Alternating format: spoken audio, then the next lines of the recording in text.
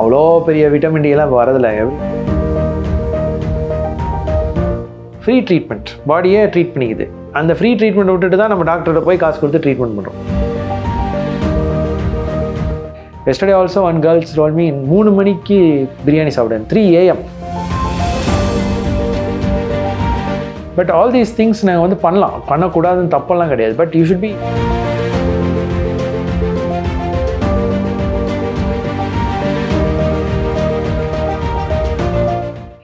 அவ்வளோ பெரிய விட்டமின் டிலாம் வரதில்லை. எவ்ரி ஒன் நம்மளுக்கு சன்னில் போய் தான் விட்டமின் டி வரது. It's very very difficult.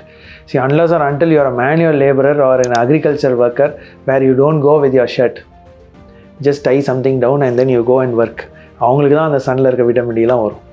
நம்மளுக்குலாம் அந்த மார்னிங் இதெல்லாம் வராது. But getting up early and going early to bed is very important because there's a time in which you sleep between அந்த 9 to 5 or 10 to 5. இந்த டைமில் வந்து body goes through lot of changes or lot of repair work, நிறைய melatonin இதெல்லாம் நம்மளுக்கு secrete ஆகும். So இதெல்லாமே வந்து it actually helps your skin, hair, lot of things in your body. So அதனால் இட்ஸ் ஈஸி, ஃப்ரீ ட்ரீட்மெண்ட், பாடியே treat பண்ணிக்குது. அந்த ஃப்ரீ ட்ரீட்மெண்ட் விட்டுட்டு தான் நம்ம டாக்டர்கிட்ட போய் காசு கொடுத்து ட்ரீட்மெண்ட் பண்ணுறோம். So you can do that, right? So அதனால் நிறைய இப்போ யங்ஸ்டர்ஸ் எல்லாம் they have this habit of going very late to bed, getting up very late in the morning. Because now I see, yesterday also one girl told me 3 மணிக்கு பிரியாணி சாப்பிடுவேன், 3 AM.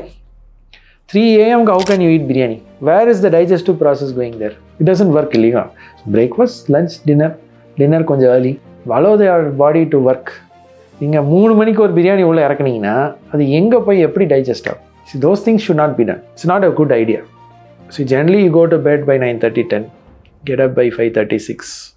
If you start your day early, you have got a lot of time. நம்ம டே லேட்டாக start பண்ணும்போது ஐயோ டைமே இல்லையே, நம்ம அது பண்ணுறதுக்கு டைம் இல்லை, இதுதான். That is how we can to.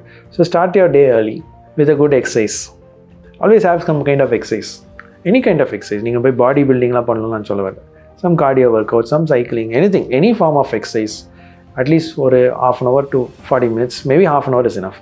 So you start off.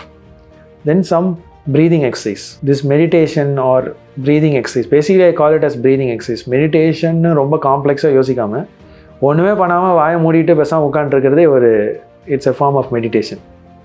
எதை பற்றியும் யோசிக்காமல் shut your mind off for at least few minutes. இதெல்லாம் it actually helps to calm your brain, calm your nerves.